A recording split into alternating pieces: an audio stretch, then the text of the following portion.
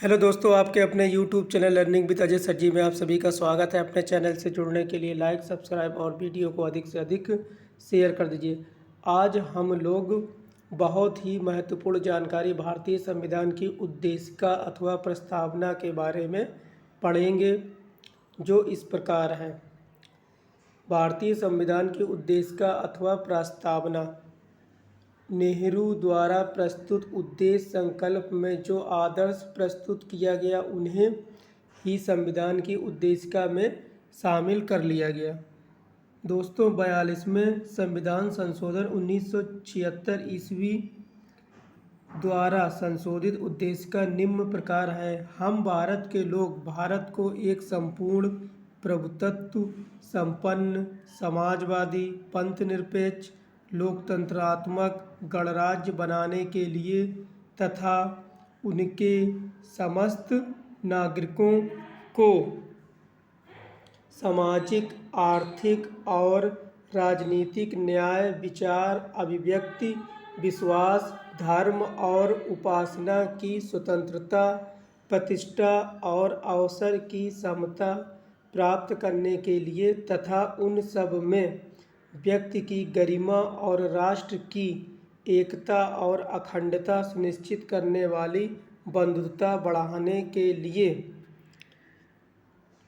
दृढ़ संकल्प होकर अपने इस संविधान सभा में आज तारीख 26 नवंबर 1949 को एतद द्वारा इस संविधान को अंगीकृत, अधिनियमित और आत्मा अर्पित करते हैं। प्रस्तावना की मुख्य बातें क्या क्या थीं? दोस्तों, प्रस्तावना की मुख्य बातें क्या क्या थीं? संविधान की प्रस्तावना को संविधान की कुंजी कहा जाता है। दोस्तों, संविधान की प्रस्तावना को संविधान की कुंजी कहा जाता है। नेक्स्ट, प्रस्तावना संविधान का आरंभिक अंग होते हुए, अंग होगा यहाँ पर अंग,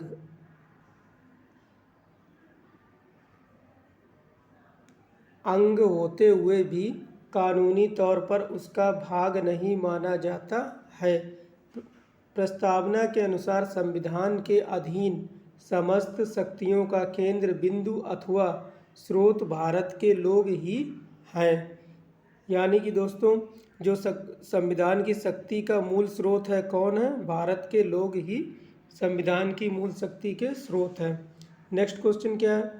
प्रस्तावना में लिखित शब्द यथा हम भारत के लोग इस संविधान को अंगीकृत, अधिनियमित और आत्मा अर्पित करते हैं, भारतीय लोगों की सर्वोच्च संप्रभुता का उद्घोष करते हैं।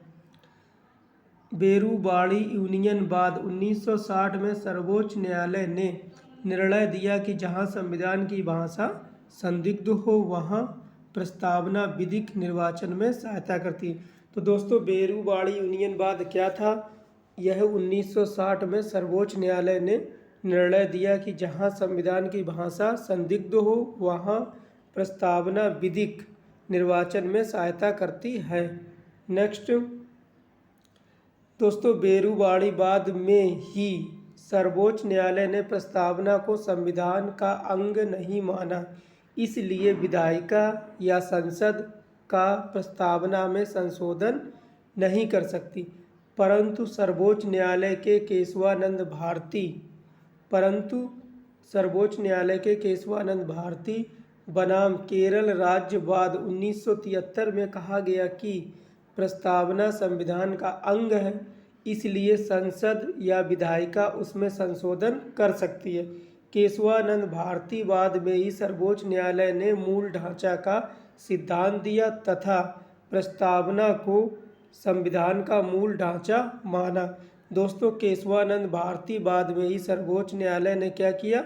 संविधान को मूल ढांचा का सिद्धांत दिया तथा प्रस्तावना को संविधान का मूल ढांचा माना। दोस्तों, संसद संविधान की मूल ढांचा में नकारात्मक संशोधन नहीं कर सकती। इसमें क्या बोला गया है? दोस्तों, संसद संविधान की मूल ढांचा में नकारात्मक संशोधन नहीं कर सकती, यानी कि जो संसद व संविधान के मूल ढांचे में नकारात्मक किसी प्रकार का संशोधन नहीं कर सकती। स्पष्टता संसद वैसा संशोधन कर सकती है। इसमें स्पष्ट किया गया है कि संसद वैसा संशोधन कर सकती है जिससे मूल ढांचा का विस्तार व मजबूतीकरण होता है। मतलब कि संविधान के इसमें उसमें ये लोग संशोधन कर सकते हैं जिससे संविधान का विस्तार और उसका मजबूतीकरण होता हो। 42वें संविधान संशोधन अधिनियम 1976 ईस्वी के द्वारा इसमें समाजवादी, पंथनिरपेक्ष और राष्ट्र की अखंडता शब्द जोड़े गए।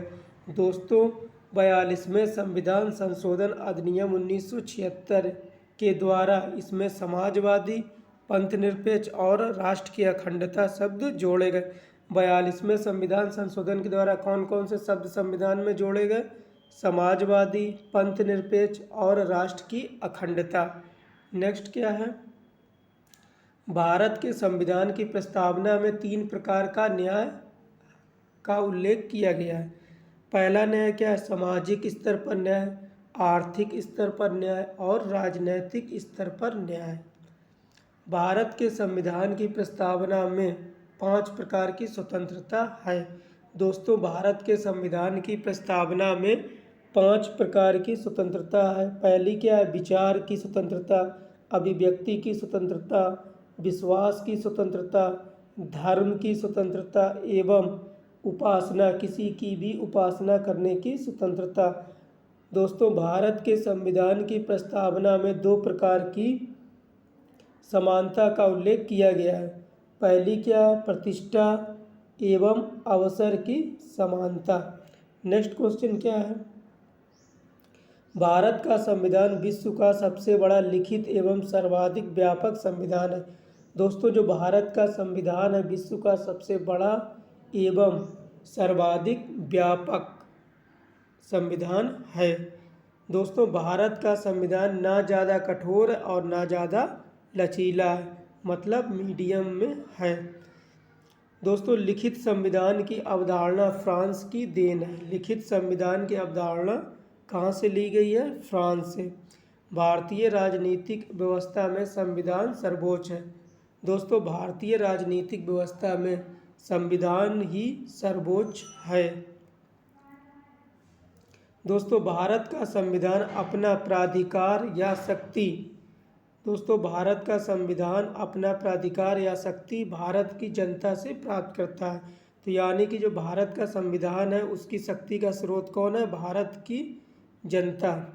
नेक्स्ट क्वेश्चन, भारत सरकार अधिनियम 1935 वह संवैधानिक दस्तावेज है जिसका भारतीय संविधान तैयार करने में गहरा प्रभाव पड़ा। दोस्तों, भारत सरकार अधिनियम 1935 वह संवैधानिक दस्तावेज है जिसका भारतीय संविधान तैयार करने में गहरा प्रभाव पड़ा है। दोस्तों, भारत के संविधान में संघीय शासन शब्द का प्रयोग कहीं भी नहीं किया गया है। दोस्तों, भारत के संविधान में संघीय शासन शब्द का प्रयोग कहीं भी नहीं किया गया है। संविधान में भारत को राज्यों का संघ घोषित किया गया है। दोस्तों, संविधान में भारत को राज्यों का संघ घोषित किया गया हो। दोस्तों, अगर आप लोगों को यह वीडियो अच्छा लगा तो इसको लाइक, सब्सक्राइब और वीडियो को अधिक से अधिक शेयर कर दीजिए। Thanks for watching my video. All the best.